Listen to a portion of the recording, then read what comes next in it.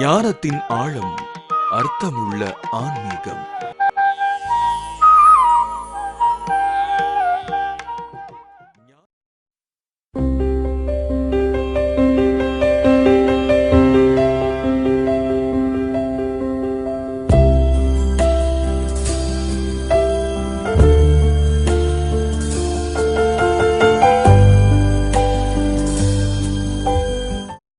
அருள்ஜோதி தொலைக்காட்சி நேயர்களுக்கு வணக்கம். இன்னைக்கு ஒருத்தர்கிட்ட பேசிட்டு இருந்தப்ப சொன்னார், இந்த கையிலெல்லாம் இந்த காப்பு போடுறாங்க, செம்புல போடுறாங்க, தங்கத்தில் போடுற, இதெல்லாம் என்னன்னு தெரிஞ்சுக்கலாமா அப்படின்னு கேட்டார். அதுக்கு என்னப்பா தெரிஞ்சா சொன்னா போச்சு, ஒன்றும் பிரச்சனை இல்லை அப்படின்னு சொல்லி பேசிட்டு இருந்தேன். அதை பற்றி ஒரு ப்ரோக்ராமாக கொடுத்தாமே, நீங்கள் கொடுக்கலாமே, சரி கொடுக்குறேன் அப்படின்னு சொல்லிட்டு அதுதான் பற்றி பேச போகிறேன். இப்போ சமீப காலத்தில் இந்த மெட்டல் வாட்டர் அப்படின்னு ஒன்று கொண்டாந்து வச்சு உணவத்தை இது பண்ணியிருக்கிறான். இதில் ஒரு கொடுமை என்னன்னா, ஒரு தண்ணியில் இரும்பு சத்து எப்போவுமே அதிகமாக இருக்கும், அது கூட இந்த காரிய சத்து, ஈயச்சத்தும் ஜாஸ்தி இருக்கும். இது ரெண்டு இருந்ததுன்னு சொன்னால்தான் நமக்கு உடம்புக்கு தேவையான எனர்ஜி கிடைக்கும். ஒன்று ரத்தத்துடைய தன்மைகளை பலப்படுத்தும், இன்னொன்று நியூட்ரல் எனர்ஜியை நல்லா கொடுக்கும். இந்த அணு உலை நம்ம இப்பெல்லாம் இருக்கோம் இல்லைங்களா, அந்த அணு கதிர்வீச்சுக்களை தாங்கிறதுக்கு இந்த காரியம் மாதிரி ஒரு அற்புதமான பொருளே கிடையாது. இந்த மாதிரி ஒரு ரூம் இருக்குது அப்படின்னு சொன்னால் அந்த ரூமு ஃபுல்லாக கனமாக இந்த காரியத்தில் கற்கள் மாதிரி ஒரு செவுறு மாதிரி பண்ணிவிட்டு அதில் அணுவை வெடித்தா கூட இதை தாண்டி அதனால் போக முடியாது. அந்த அணுக்களால் ஒரு சின்ன அணுகுண்டு போட்டால் 30 கிலோமீட்டரு, 60 கிலோமீட்டரு, 90 கிலோமீட்டர் வரலாம் ஸ்பாயில் பண்ணிவிடுவாங்க. ஆனால் ஒரு மாதிரி ஒரு சின்ன ஒரு 10க்கு 10 ரூமில் இந்த காரியத்துக்களை ஃபுல்லாக அடுக்கிட்டு நல்லா அந்த செங்கல் மாதிரி ரூம் பண்ணிவிட்டு அணுகுண்டை வெடிக்க வச்சா இந்த ரூம் விட்டதால் தாங்க முடியாது. அவ்வளவு ஒரு வெப்பத்தையும் ரொம்ப சாதாரணமாக தான் பக்கம் ஈர்த்து செயல்படுறதுனால இந்த காரியத்துக்கு பலம் ஜாஸ்தி, ஈஸியாக உருகக்கூடியது. ஆனால் எப்படிப்பட்ட இந்த அணுக்களுடைய கதிர்வீச்சுக்களை அப்படியே அப்சர்வ் பண்ணி எல்லாத்தையும் காலி பண்ணிடும். அதனால தான் அந்த காலத்தில் என்ன பண்ணுவாங்கன்னா, வீடுகள்லாம் காரியத்தில் தான் அந்த இதெல்லாம் வைப்பாங்க. இன்றைக்கி நம்ம பீம் போடுறோம்ல, அந்த மாதிரி அது இல்லைன்னா இந்த கதவுகளில் பார்த்தீங்கன்னா நீட்டாக கம்பிகள், இரும்பு கம்பிக்கு பதில் காரிய கம்பிகள் தான் வைப்பாங்க. காரியத்தப்போ ஏன்னா வெளியில் வரக்கூடிய புற ஊதா கதிர்வீச்சுக்களை இழுத்துக்கும், அணு கதிர்வீச்சுக்களை தடுக்கக்கூடிய ஆற்றல் அந்த காரியத்துக்கு உண்டு. அந்த கார் ஈயம் அப்படின்னு சொல்கிறது நம்ம பிளாக் லெட்டுன்னு சொல்லுவாங்க. இந்த பேட்டரியிலலாம் இருக்கும், காரில் பேட்டரி வச்சுருப்பாங்க பாருங்கள், அந்த பேட்டரியிலலாம் அந்த லெட்டு ஜாஸ்தி இருக்கும். அந்த காரியம் இருக்கும், காரியம் இல்லை காரியம்னு பேர். அதுக்கு சின்னரி ஈயம் அப்படின்னு போடுறது இந்த காரியம். அந்த காரியத்தை தான் தண்ணியில் இந்த சத்து ஜாஸ்தி, அது நியூட்ரல் எனர்ஜியை கொடுக்கும். சேம் டைம் இந்த இரும்பு சத்தும் தண்ணியில் ஜாஸ்தி இருக்கும். உலகத்தில் ரொம்ப அதிகமாக கிடைக்கிற பொருளில் இரும்பு எல்லா இடத்துலையும் இருக்கும். ரெண்டாவது காரியம். மற்றபடி இருக்கிற மெட்டல்லாம் கம்மியான அளவு தான் அதனுடைய கலவைகள், மாலிகுல்னு சொல்லக்கூடிய மூலக்கூறுகளுடைய கலவைகள் மிக மிக கம்மியாக தான் இருக்கும். மண்ணுடைய தன்மைகள் இடத்துக்கு இடம் மாறுபடக்கூடிய இடத்துல இந்த ஃபைபர் கண்டென்ட்டு, இந்த மாதிரி இந்த கிளாஸ் சொல்கிறோம் இல்லைங்களா, அது சிலிக்கான்னு சொல்லக்கூடிய பொருள், இதெல்லாம் நிறைய கிடையாது. பரிணாமங்கள் தான் பக்கெட்டு, பிளாஸ்டிக்கு, கண்ணாடி இழைகள், நிறைய மெஷின் சொல்லக்கூடிய எல்லாமே இதுலேருந்து எடுக்கக்கூடியது தான். மண்ணுடைய தன்மைகளுக்கு தகுந்த மாதிரி ஒன்னொரு இடத்துல மாறிடும். ஒன்றும் இந்த தன்மைகள் நீரில் இரும்பு சத்தம், காரிய சத்தம் அதிகமாக இருக்கும்.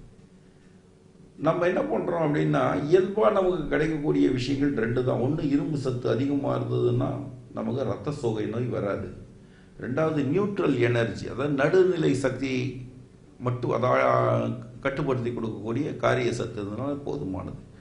நம்ம உண்ணும் உணவுகளில் தங்க சத்து, தாரா, இரும்பு, செம்பு, பித்தளை, வெள்ளி, இது எல்லா சத்துக்களும் தான் நமக்கு உடம்புக்கு சாப்பாடாக போகுது. இதை தான் நம்ம என்ன சொல்கிறோம் அப்படின்னா மினரல், அது இதெல்லாம் சொல்கிறோம் இல்லைங்களா, இதெல்லாம் அப்படி தான். உப்பு சத்து அப்படி, இதை தான் சித்த வைத்தியத்தில் நிறைய பாகமாக பிரித்து நமக்கு கார ரசங்கள், உபரசங்கள், பாஷாணங்கள், இப்படி எல்லாத்தையுமே பிரிச்சிருக்காங்க. இதை ஒரு தனி தொகுப்பாகவே எடுத்து கொடுக்கணும்னு ஒரு எண்ணம் இருக்குது. சந்தர்ப்பம் வரும்போது இதை நம்ம பேசுவோம்.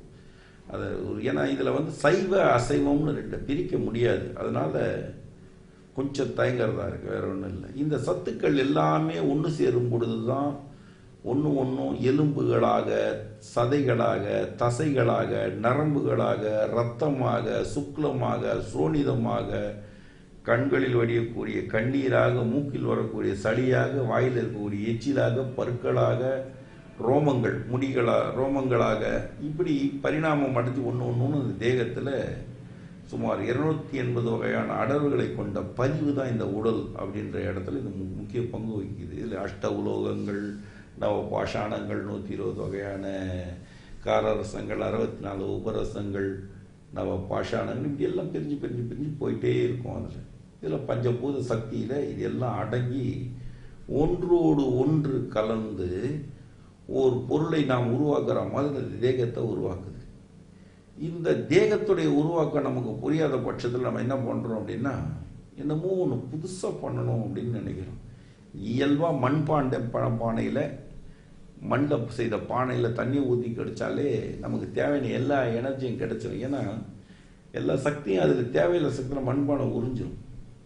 அதில் இருக்கக்கூடிய சத்து நமக்கு கூலிங்காகவும் இருக்கும், உடலுக்கும் குளிர்ச்சியை கொடுக்கும், புத்தி தெளிவு எல்லாத்தையுமே கொடுக்கும்.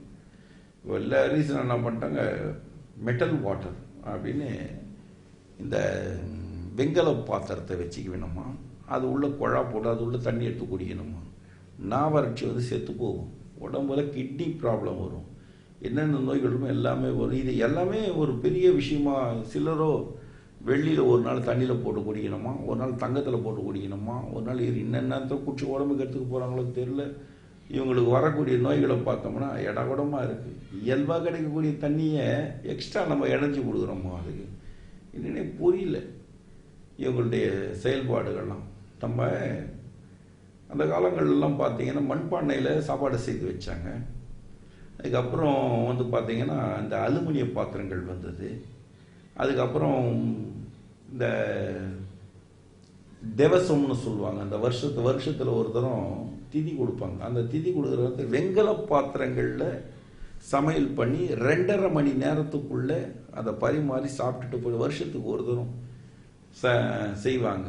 அது மட்டும்தான் செய்ய முடியும். அதுக்கு கூட பார்த்தீங்கன்னா இந்த கலாய் பூசு தான், ஈயத்தை உள்ள பூசி, பித்தளை பாத்திரங்கள் ஈயத்தை உள்ள பூசி தண்ணியே தேங்க வச்சுருப்பாங்க. முன்னோர்களுக்கு தெரியாதான் அந்த வெங்கல பாத்திரத்துலேயோ பித்தளை பாத்திரத்துலேயோ சமையல் பண்ணி சாப்பிட்டா அதை கழுமிச்சு போகிறதுன்னு சொல்லுவாங்க. பச்சையாக பாசிப்படுறது மறுநாள் காலையில் பார்த்தீங்கன்னா பச்சையாகிடும் அந்த சாப்பாடு, அவ்வளோ பாய்சன். அதெல்லாம் அப்படி பண்ணக்கூடாது. மெட்டல் வாட்டர்னு ஒன்று வந்து நம்ம குடிக்கக்கூடாது, கண்டிப்பாக வேண்டாம். அது நல்லது செய்யலை. ஆனால் எங்களுக்கு புரியல. நம்ம என்ன சொல்ல முடியும்? எல்லாம் பெரிய பெரிய ஞானிகளுக்கு தெரியாதான்னா, ஞானிகள் வியாபாரத்துக்குன்னு வந்துட்டாங்கன்னா அவங்க வியாபாரிகளாக தான் இருக்க முடியும், தவிர ஞானிகளாக இருக்க முடியாது. ஞானத்துக்கும் வியாபாரத்துக்கும் நிறைய வித்தியாசங்கள் இருக்கு. ஞானம் என்பது தெளிவை குறிப்பது, அறிவுன்னு சொல்லுவாங்க.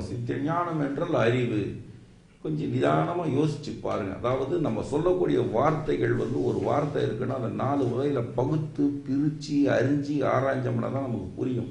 அறிஞ்சதுக்கப்புறம் தான் ஆராயணும். ஆராய்ச்சிக்கு அப்புறம் அறியறதுல அர்த்தம் இல்லை. அறிஞ்சு ஆராயணும். ஆராய்ச்சி பண்ணும்போது அதில் இருக்கக்கூடிய தெளிவு தான் ரொம்ப தெளிவான தெளிவு. அந்த மாதிரி இருக்கிற ஒரு இடத்துல நம்ம விட்டுருக்கோம் பல விஷயங்களை போட்ட. அந்த காரணமாக எல்லாம் தண்ணியை குடிக்கிறோம். அது கிட்னி ஃபெயிலியர் வருது, லங்ஸ் ப்ராப்ளம் வருது, ஹார்ட் ப்ராப்ளம் வருது, ஸ்டமக் ப்ராப்ளம் வருது, யூரினல் இன்ஃபெக்ஷன் வருது. எல்லாம் எங்கே தானே வெளியேறி ஆகணும். இது வந்து இது வடக்குன்னா அது தெற்காக தானே இருக்கும். வடக்கு வாழுது, தெற்கு தேயுதுன்னா வாய் தான் எல்லாத்துக்கும் அடிப்படையாக இருக்குது. வடக்கு என்பது பெருமூளையும் மூலாதார மலத்வார பகுதி தெற்கையும் குறிக்கக்கூடியது. நமக்கு சரியான முறையில் இந்த வடக்கு தெற்கு புரியல. அதனால் வடக்கு வாழ்கிறது, தெற்கு தேய்கிறதுன்னா நம்ம பூகோள அமைப்பில் தமிழ்நாடு தேய்ச்சி போச்சான், இமயமலை வடக்கில் வாழ்ந்து போச்சான். இல்லை, இதுக்கு இமையாத மலைன்னு பேர் இந்த பெருமூளைக்கு. அந்த இடத்த நம்ம பார்க்கறது கேட்கறது எல்லாமே அறிவாக மாறி பெருமூளையில் ஸ்டோரேஜ் ஆகும்போது வளர்ச்சி தான் அடையும். நீங்கள் உண்ணும் உணவுகள் உங்களுக்கு உள்போகும்போது வயிறு பகுதி எல்லாத்தையும் பிரித்து உடம்புக்கு சக்தியாக கொடுத்து தேவையற்ற கழிவுகளை வெளியே தள்ளும் போது தெற்கு தேய தான் செய்யும். இடுப்பு வலி வரும். மூளைக்கு என்னைக்காவது வலி வந்திருக்குதா பார்த்துருக்கோமா? என்னைக்காவது தலைவலி வந்திருக்கும். பெருமூளை வலிக்குதுன்னு எவனா சொல்லியிருப்பானா? அப்படியே விறுவிறுவிறுன்னு இருக்குன்னு சொல்லுவான், வாழுது. ஆனால் மலத்துவார பகுதியிலையோ இல்லை இந்த இடுப்பு கீழ்ப்பகுதியிலையோ வலி வருதை நம்ம பார்த்துருக்கோம். வயசாச்சுன்னா மோஷன் ப்ராப்ளம் வரும், மோஷன் கான்ஸ்டிபேஷன் வரும், ஒன்றுக்கு போகிற கொஞ்சம் கஷ்டமாக இருக்கும். இந்த பிரச்சனையெல்லாம் வர்றதுனால இது தெற்கு தேயுது. இந்த பெருமூளை எப்பவுமே வாழ்ந்து அந்த பெருமூளை வடக்கு என்கிற இந்த பெருமூளையை பலமாக பயன்படுத்தும் போது தெற்கின் தேய்மானத்தை சரி செய்ய முடியும். அந்த இடத்துல இந்த தண்ணியில் போட்டு இதெல்லாம் குடித்தோம்னா விஷத்தன்மைகள் அடைஞ்சிரும். நமக்கு நோயின்னு ஒன்று இருந்தால் பயன்படுத்தணும். நோயே இல்லாதவங்க இதை பயன்படுத்தி நோயை வர வச்சுக்க தான் செய்யணுமே தவிர வேறு எதுவும் பண்ணல. இதுதான் உண்மை. ஒரு காலகட்டங்களில் பார்த்தோம்னா இந்த மெட்டலையே வளையங்களாக போட்டாங்க. கங்கணம்னு பேர். அது பார்த்தீங்கன்னா இந்த இடத்துல காப்பு போட்டிருப்பாங்க. இந்த பக்கத்தில் பார்த்தீங்கன்னா கையில் வலது கையிலையோ அல்லது இடது கையிலையோ பித்தளை செம்பில் பைப் உடச்சி இப்படி கங்கணம் போட்டிருப்பாங்க. இந்த இடத்துல சில பேர் போட்டிருப்பாங்க, சிலர் இந்த இடத்துல போட்டிருப்பாங்க. சிலரோ பாம்பு வடிவில் செய்து மோதிர விரல்களில் போடுற பழக்கமும் உண்டு. இது 5 வகையான மெட்டல்களை மட்டும்தான் இதுக்கு பயன்படுத்த முடியும். 1 தங்கம், 2வது வெள்ளி, 3வது செம்பு, 4வது இரும்பு. இரும்புலையும் உயர்நிலை இரும்பு, அதாவது ஸ்டீல்னு சொல்லக்கூடிய இரும்பு. 5வது பஞ்சலோகம். இந்த 5க்கு மேலே எதையும் பயன்படுத்த முடியாது ரிங்கு. இதனுடைய அடிப்படையில் என்ன பண்ணுறாங்கன்னா சிலர் தன்னுடைய டிவோடி அப்படின்னு காமிச்சிக்கிறதுக்காக கயிறு கட்ட ஆரம்பிச்சிட்டாங்க. கோவில்களில் போனீங்கன்னா பார்த்தீங்கன்னா சாமி வணங்க சாமி, கயிறு கட்டுங்க சாமி. அவர் என்ன பண்ணுவார், பச்சை கலர் ஜிங்குச்சான், மஞ்சள் கலர் சிக்குச்சா, சிவப்பு கலர் சிக்குச்சான்னு அவங்கவுங்களுக்கு டிவோடி கயிறு, டிவோடிஸ் கயிறான் அது பேர்.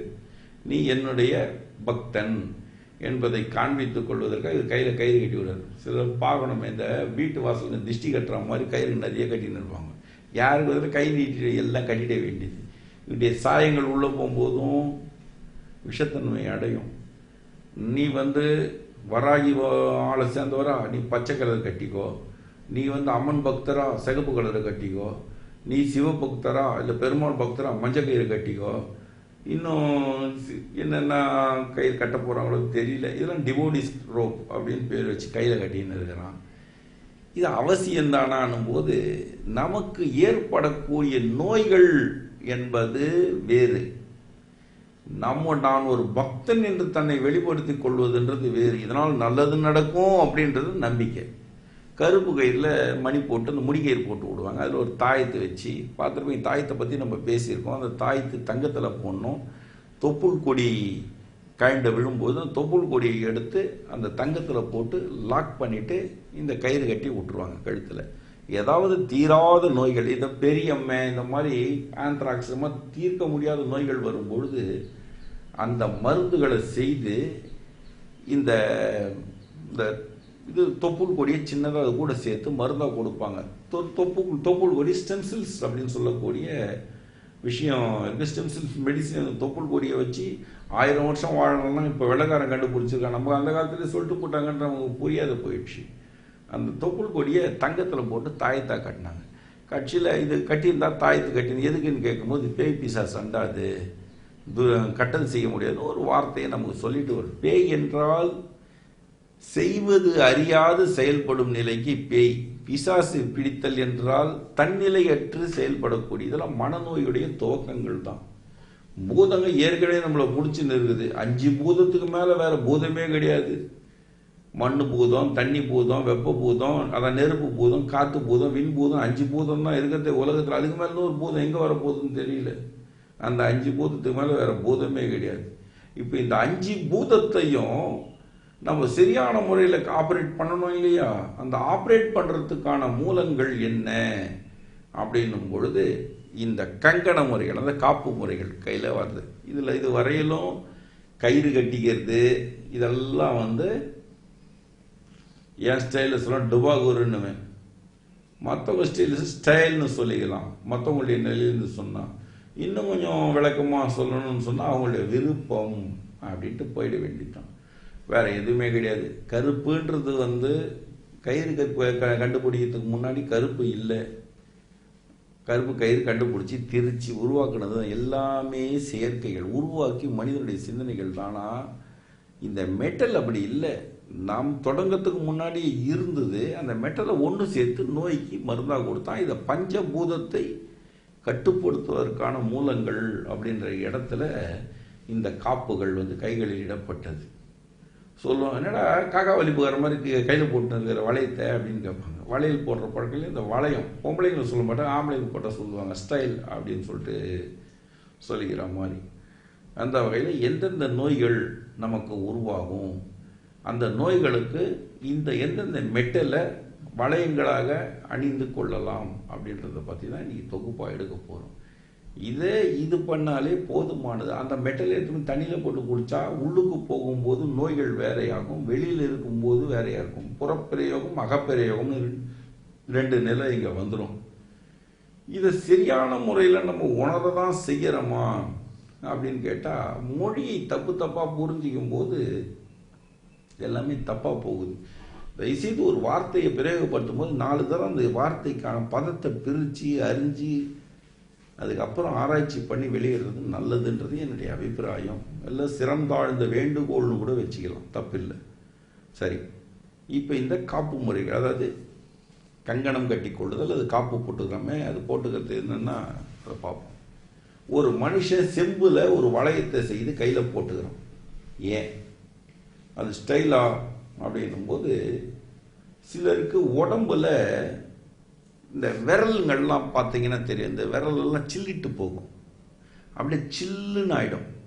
அந்த சில்லுன்னு ஆகும்போது இவனுக்கு தன்னை அறியாமல் ஒரு நடுக்கம் காணும், விரல் சோம்பும், ஒரு விதமான கிடினஸ் வரும். அந்த சில்னஸ் வந்ததுன்னா இழுக்கும், இந்த குரக்கடி இழுக்கிறதுன்னு இந்த கை விரலாம் ஜில்லு, இந்த கையெல்லாம் குடைய ஆரம்பிக்கும். இந்த கை குடைய ஆரம்பிக்கும் பொழுது இவன் என்ன பண்ணுறது தெரியாது, நைட்டெல்லாம் தூங்க கூட முடியாது. ஏதாவது ஒரு பொருளை ஒரு விஷயத்தை இப்படி பிடிக்கணும்னு சொன்னால் கூட grip இருக்காது. சும்மா இந்த ஒரு இது இருக்குது, ரிமோட் இருக்குன்னா இந்த ரிமோட்டை இப்படி பிடிக்கணும்னா இதுக்கு மேலே பிடிக்க முடியாது. இது அப்படி பிடிக்கிறதுக்கு அவனுக்கு வலு இருக்காது, இந்த அழுத்தி பிடிக்கிறதுக்கு. இந்த அழுத்தி பிடிக்க முடியாத இடத்துல இவன் என்ன ஆகிறான் அப்படின்னு பார்த்தீங்கன்னா, அந்த கைகளில் வலு விட்டு போகும். ஒரு பக்கெட்டை தூக்கணுன்னா கூட அந்த வெயிட் இருக்காது, அந்த தூக்க முடியாது. ஏன்னா கைகளில் சில்லுன்னு ஆகிட்டு போயிடும். அந்த சில்லுன்ற கூலிங் வந்துடுச்சின்னு சொன்னால் இந்த பிரச்சனைகள்லாம் நம்மளுக்கு வந்துடும். அப்போ இந்த சில்னஸை மாற்றுறதுக்கு என்ன பண்ணலாம், அந்த விரல்களுக்கு தேவையான வெப்ப வீரியம் குறைந்து விடுகிறது அப்படின்னு அதுக்கு அர்த்தம். இந்த வெப்ப வீரியத்தை அதிகப்படுத்துறதுக்கு என்ன வழி அப்படின்னு பார்த்தீங்கன்னா, செம்பு ஒன்று தான் வழி. செம்பு ஒரு வெப்ப வீரியத்தை அளிக்கக்கூடிய ஒரு மெட்டல். அந்த வெப்ப வீரியத்தை அளிக்கக்கூடிய மெட்டலை எங்கெங்கே போடுறாங்கன்னு பார்த்தீங்கன்னா, இந்த கைகளில் போடுவாங்க, இந்த புஜப்பகுதிகளில் போடுவாங்க. 2வது இந்த கைகளில் காப்புகளாக போடுவாங்க. இதுக்கும் என்ன வித்தியாசம்னு கேட்டிங்கன்னா, சிலருக்கு பேரலைஸ் அட்டாக் ஆகிற மாதிரி ஒரு சிம்டம்ஸ் வரும். அதாவது பக்கவாத நோய்கள் உருவாகும். பக்கவாதங்கள் நீர்வாத நோய்கள் உருவாச்சின்னு சொன்னால் அந்த கைகள் பார்த்தீங்கன்னா குடைச்சல் ஜாஸ்தி இருக்கும். விடு கையை தூக்கக்கூட முடியாது. நம்ம என்ன க்ரீமை போட்டு தடவி விட்டாலும் அந்த நேரத்துக்கு எமர்ஜென்சிக்கு ரெமிடி கிடைக்கும், தொடர்ந்து ரெமிடி இருக்காது. அதே அந்த மாதிரி இடத்துங்கள் என்ன பண்ணணும்னா, இந்த மாதிரி காப்பை இதை செம்பில், சுத்த செம்பில் வாங்கி இந்த இடத்துல அணிஞ்சிங்கன்னா அந்த வெப்பம் கொடுக்கக்கூடியதுன்னு சொல்லி இருக்கு. செம்பு ரொம்ப சீக்கிரமாக சூடு ஏறக்கூடியது, எளிதில் உருகாதது. சூடும் வேகமாக ஏறும், எளிதில் உருகாதது. உருகு நிலைக்கு வந்தால் உடம்பு ஓட்ட போட்டுரும். அதை ஈயத்தை எடுத்தீங்கன்னா ரொம்ப சீக்கிரத்தில் 30 டிகிரி டெம்பரேச்சர்லேயே உருகக்கூடியது, ஓட்ட போடக்கூடியது. ஆனால் வெப்பத்தை நெடுநிலையில் வச்சுக்கக்கூடியது காரியத்துடைய இயல்பு. இந்த செம்பை இந்த கையில் போடும்போது இந்த வாத நோய்களுடைய தன்மையை லெவல் பண்ணி கொடுக்கும். அதாவது உடம்பு வெளியில் இருக்கக்கூடிய உஷ்ணத்தை இழுத்து இந்த உடம்புக்கு கொடுத்துட்டே இருக்கும். இந்த கை குடைச்சல் நாளடைவில் குறைய ஆரம்பிக்கும். மருந்தே தேவை கிடையாது, உள்ளுக்கு மருந்து எடுக்க வேண்டிய அவசியம் கிடையாது. எந்த கையில் அந்த பலவீனம் இருக்கோ அந்த கையில் போட்டுக்கலாம். அதே மாதிரி இந்த இடத்துல இந்த முட்டி, இந்த மணிக்கட்டுன்னு சொல்லக்கூடிய இந்த பகுதிகளுக்கு கீழ்ப்பக்கெல்லாம் சில்லிட்டு போகும். அப்போ இந்த இடத்துல ஒரு வளையம் போட்டோம்னா அப்படி இந்த கையில் போட்டு வளையல் போடுற மாதிரி நல்ல பைப்பாக, குண்டாக இருக்கிற பைப்பாக போட்டு செம்பில் போட்டுட்டோன்னு வச்சுக்கிங்க, நாளடைவில் சும்மா ரொம்ப நாளே வேணும், ஒரு 48 நாள் போட்டோம்னாலே கையில் சூடு ஏறுறது உங்களுக்கு ஆட்டோமேட்டிக்காக தெரியும். இந்த விரலெல்லாம் சில்லுன்னு ஆகிறது தெரியும். சிலருக்கு கையில் பார்த்தீங்கன்னா இந்த குரங்கு கை மாதிரி இருக்கும். குரங்கு பார்க்கறதுக்கு இப்படி ஒன்று போட்டு ஜில்லுன்னு இருக்கும், ஐஸில் வச்ச மாதிரி இருக்கும் அந்த குரங்குடைய கை. அந்த மாதிரி சில்லிட்டு போகும், நீர் ஒழுக ஆரம்பிக்கும். அவங்களுக்கெல்லாம் வெப்ப வீரியத்தை கொடுக்கறதுக்காக தான் இந்த காப்பு முறைகளில் செம்பு பயன்படுத்தப்பட்டது. இந்த செம்பை இப்படி போட்டு விட்டுட்டோம்னு சொன்னால் நாளடைவில் ஏறக்கூடிய சூடுகள் வந்து உடம்பு பூரா கைகளுக்கு நல்ல எனர்ஜி கொடுக்கும். உடம்பு லிமிட்டுக்கு மேலே சூடாகி போச்சுன்னு சொன்னால் அந்த செம்பே நமக்கு காமிச்சு கொடுத்துரும். உன் உடம்பு சூடு ஏறி போச்சு, என்னை எடுத்துரு அப்படின்னு சொல்லிட்டு.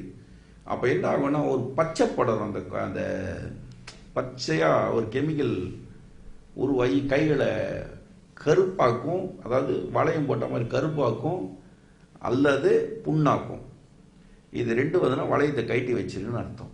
கழட்டி சுத்தமாக கழுவிட்டு விபூதியில் போட்டு வச்சிட வேண்டியது. விபூதி எதுக்குன்னு சொன்னால் அதில் இருக்க விபூதின்றதை நம்ம பேசியிருக்கோம். விபூதி செய்யறதுக்குன்னு ஒரு மாட்டு சாணத்தில் ஜவ்வாது, அந்த துளசி, தாமரை, ஏலக்காய், அந்த மூஞ்சில் போடுவாங்க. அந்த இது இந்த நல்ல பேர், அந்த இலை நீட்டாக இருக்கும். அந்த இலை, அந்த இலையெல்லாம் சேர்த்து சொல்கிறேன் சொன்ன டைம், அந்த இலையெல்லாம் அரைச்சி ஒன்றா சேர்த்து உமி புடத்தில் வச்சு மொத்தத்தை நீக்கிட்டு அதை எடுத்து வச்சா அது விபூதி. அந்த விபூதியில் போட்டு வச்சுக்க வேண்டியது, தேவைக்கு கையில் போட்டுக்க வேண்டியது. இப்படி பயன்படுத்தணும்னு சொன்னாக்கா இந்த வெப்ப வீரியத்தெல்லாம் கண்ட்ரோல் பண்ணி விரல்களை நல்லா நார்மலைஸ் பண்ணி கொடுக்கும். விரல்களில் பலம் ஏற்படும். எந்த இடத்துல நமக்கு ஈரத்தாக்குதல், விரல்கள் சில்லிட்டு போகிறதோ, உடம்பு பூரா உஷ்ணம் இருக்கணும். அந்த உஷ்ணம் இருந்தால் மட்டும்தான் உடம்பு ஆரோக்கியமாக இருக்குன்னு அர்த்தம். ஓவர் உஷ்ணம் ஆனால் நோயாகும், ரொம்ப கம்மியான உஷ்ணமாக இருந்தாலும் நோயாகும். அதனால் நடுநிலையில் அந்த உஷ்ணத்துக்கு, அதாவது நமக்கு 98.4 நம்ம டெம்பரேச்சர் வாயில் வச்சு பார்க்குறாங்களே, அந்த உஷ்ணம் உடம்பு பூரா இருக்கணும். அந்த உஷ்ணம் இருந்ததுன்னு சொன்னால் தான் கரெக்டாக. அதுக்கு மேலே போனாலும் நோய், அதுக்கு கீழே இருந்தாலும் நோய். ஜுரம் பார்க்குறோமே, ஜுரத்துக்கான டெம்பரேச்சர் எடுக்கணும்ல, அதுதான் நம்ம சொல்லக்கூடியது. அந்த டெம்பரேச்சர் வந்து பாடியில் இந்த நகத்தில் கூட சூடு இருக்கணும். அந்த சூட்டை அதிகப்படுத்தி கொடுக்கறதுல இந்த செம்பு ஒரு அற்புதமான மருந்து. அந்த செம்பில் வந்து என்னென்னா பட்டையாக போடாதீங்க, வாட்சி கட்டுற மாதிரி நல்லா உருண்டையாகவே போடலாம். நம்ம உடம்புல வெப்ப வீரியத்தை கொடுக்கறதுக்காக அது பயன்படுறதுனால உருண்டை நல்லா கிணத்த பைப்பலியே ரவுண்ட் பண்ணி அழகாக வச்சுக்கலாம். ஒரு காலத்தில் என்ன பண்ணுவாங்கன்னா 2 பக்கம் சிங்கத்துடைய தலையை பொறிச்சு அந்த இடத்துங்கள சுற்றி கூட கையில் ஏற்றி விட்ருவாங்க. இந்த இடத்துல கூட இருந்தது, இப்போ அப்படி இருக்கா தெரியல. ஒரு செம்பு வளையம் போட்டால் இந்த பக்கம் 2 பக்கம் சிங்கத்துடைய தலையை வச்சு விட்ருவாங்க. அது ஒரு ஃபேன்சி, கட்டுறதுக்கு ஈஸியாக இருக்கும். வளையல் காலப்போக்கில் வளையலாக மாறி தங்கத்தில் எதுலேயோ வந்துடுச்சு. இன்றைய காலத்தில் பிரேஸ்லெட்டுன்ற அளவுலையும் அந்த செயின் மாதிரி கோத்து போட ஆரம்பிச்சிட்டாங்க. ஆக்சுவலாக உடம்புக்கு வெப்ப வீரியத்தை அளிப்பதில் செம்பு மிக முக்கிய பங்கு வகிச்சுது. அந்த வெப்ப வீரியத்தை கொடுத்துடுச்சு நமக்கு உடம்புன்னு சொன்னாலே இந்த கை கால்களில் ஏற்படக்கூடிய ஷிவரிங் அப்படின்னு சொல்லக்கூடிய உதறல், கைகளில் நீர் கசிவு, சில்னஸ்ஸு, இதெல்லாம் போய் நல்லா பலம், கைகால் குடைச்சல், இதெல்லாம் விலகிடும். இதுக்கு நம்ம மருந்து எடுத்து நம்ம என்னதான் மருந்து சாப்பிட்டு இருந்தால் கூட காலம் பூரா வேலை செய்யறது இல்லை. சும்மா ஒரு செம்பு வளையல் இப்போல்லாம் என்ன 1 கிலோ செம்பு ஒரு 800 ரூபா, 900 ரூபாய், இல்லை 1000 ரூபாய், 1400 ரூபாய், தெரியல, விலை தெரியல. அது ஒரு 100 கிராம் செம்பு ஒரு 200 ரூபா, ஒரு 300 ரூபாய்க்கு மேலே வராது. நல்ல செம்புகளே கிடைக்குது. வாங்கி வளையங்களாக போட்டுக்கலாம், அதை செய்து கொடுக்கலாம். வாங்கி போட்டுட்டோம்னு சொன்னால் இந்த கைகளில் இருக்கக்கூடிய நீர்க்கசிவுகளும், கைகால் குடைச்சல்களும், விரல் சூம்புதலும், விரலில் நீரோட்டம், இந்த ரத்த ஓட்டம் இல்லாத போகிறதும் எல்லாமே அரெஸ்ட் ஆகும். ரத்த ஓட்டம் இல்லைன்னு சொன்னாதான் அந்த நீர் சத்து நீர்த்து போனால் தான் ரத்த ஓட்டம் கம்மியாக. ரத்தத்துக்கு தேவை சூடு. அந்த சூட்டை கொடுக்கறதுல செம்பு என்பது மிக மிக மிக அற்புதமான பொருள். அதை நீங்கள் தண்ணியில் போட்டு குடிச்சிங்கன்னா உள்ளே போயிட்டு உடம்புக்கு எடுத்துரும். இது புறப்பிரயோகம், அகப்பிரயோகம். புறம் என்பது வெளிப்பகுதியும், அகம் என்பது உட்பகுதியும் குறிக்கிறது. அகப்பிரயோகத்துக்கு ஆனது இல்லை மெட்டல் வாட்டர். தண்ணியில் வந்து செம்பெல்லாம் போட்டு குடிக்கக்கூடாது. அந்த தப்பை பண்ணாதீங்க. உடம்புல போயிட்டு செம்பு சத்து அதிகமான வயிறை பதம் பார்த்துரும். வயிறில் அந்த பச்சை விஷத்தன்மைகள் அதுக்கு வந்து கலுமிச்சு போகிறதுன்னு சொல்லுவாங்க. அது ஏதோ இன்றைக்கி ஏதோ ஒரு ஆசிட் அந்த செம்பில் இருக்கக்கூடிய இந்த சல்ஃபேட், காப்பர் சல்ஃபேட்டு, அது உள்ளே போச்சுன்னா உடம்புக்கு எடுத்து வயிறை புண்ணாக்கி சிறுகுடலை பாதிப்படைய வச்சு மலப்பிரஸ்டிக்களை உண்டாக்கி மூலமாக தெற்கை வந்து சுத்தமாக நாசம் பண்ணிடும். அதாவது மலத்வாரத்தை நாசம் பண்ணி மூல நோய்கள் அது இது எல்லா நோயும் வந்து சேரும். கிட்னியில் தங்கும்போது கிட்னி ஃபங்க்ஷன் ஃபெயிலியர் ஆகும், யூரினல் ட்ராக் பிளாக் ஆகும், யூரினல் இன்ஃபெக்ஷன் வரும்போது இதெல்லாம் வரும். அதுக்குன்னு சில பேர் ஐயா எங்களுக்கு வந்து நம்னஸ் இருக்குது அந்த இடத்துல மாட்டிக்கலாமான்னு கேட்காதீங்க, அதையும் முன்னாடியே சொல்லிடுறேன். ஏன்னா சிலருக்கு வந்து சில ஆம்பளைங்களும் நம்னஸ் இருக்கும், அதாவது உறுப்பு எழுச்சி இல்லாத இருக்கும். அதுக்கு இதை போட்டுக்கலாமான்னு கேட்குறத விட இந்த கைகளில் போட்டோம்னாலே இந்த வெப்ப வீரியத்தை உடம்பு பூரா கூட 2 கையிலையும் கூட போட்டுக்கலாம், ஒன்றும் தப்பு இல்லை. 2 கையிலையும் போட்டோம்னு சொன்னாலே இந்த வெப்ப வீரியம் அதிகமாச்சுன்னா உடம்புக்கு தேவையான எனர்ஜி லெவல் டெவலப் ஆகும், உடம்புல எல்லா பகுதிக்கும் அதை கொண்டு போகும். இந்த கைகளில் போடுறதுக்கு போடும் பொழுது இந்த முழங்கை பகுதியும் மேல் பகுதியும் காப்பாற்றி கொடுக்கும். இடது பக்கத்தில் ஏதாவது ப்ராப்ளம் இருந்ததுன்னா போட்டுக்கலாம், வலது பக்கம் தான் ப்ராப்ளம் போடும். இந்த ட்ராக் போகிற பார்த்த பூரா எல்லா பகுதியும் பலப்படும். ஈவன் அந்த யூரினல் டியூபுடைய நம்னஸ், அதாவது அந்த இதை கூட சரி பண்ணி கொடுக்கக்கூடியதில் இந்த செம்பு ஒரு அற்புதமானது. உடம்புல குளிர்ச்சி வந்ததுன்னு சொன்னால் நோய் வந்துடும், சூடு லெவலாக இருந்ததுன்னு சொன்னால் வீரியம் ஜாஸ்தி இருக்கும். இந்த மாதிரி காப்பு முறைகள் போட்டவங்களை பழைய ஆட்களை எடுத்து பாருங்கள், மேக்சிமம் அவங்கள ஆம்பளை பிள்ளை பிறந்திருக்கும், பொட்டை பசங்க ரொம்ப கம்மியாக இருக்கும், ஆம்பளை பசங்க நிறைய இருக்கும். அதுக்குன்னு பொம்பளைங்க ஆம்பளைங்க எல்லாம் போட்டு வேணாம், இந்த பிரச்சனைகள்லேருந்து அதை போட்டுக்குங்க. ஒரு தொடர்ந்து பெண் குழந்தைகள் இருக்குது அப்படின்னு சொல்லும்போது இந்த காப்பர் நல்லா வேலை செய்யும், ஆரோக்கியமான நல்ல ஒரு அற்புதத்தை கொடுக்கக்கூடியதில் இந்த செம்பு என்பது ஒரு அருமையான மெட்டல். இதுக்கு அடுத்த தொகுப்பில் கொஞ்சம் இதை நான் 5 சப்ஜெக்டையுமே இந்த ½ அன் ஹவரில் பேச முடியாது போயிடுச்சு, ஏன்னா விளக்கம் கொடுத்து பேச வேண்டியிருக்கல. அடுத்த சப்ஜெக்டில் தங்கம், இரும்பு, வெள்ளி, பஞ்சலோகம், அதனாலையும் பேச போகிறோம். செம்புடைய நிலை இது, உடம்புக்கு தேவையான எல்லா ட்ராக்கையும் கொடுத்து உடம்புல உஷ்ணத்தை கொடுத்து நல்ல தேகத்தை கம்பீரமாக வைக்கிறது செம்பு ஒரு அருமையான பொருள் என்பதை வச்சு மெட்டல் அடுத்தது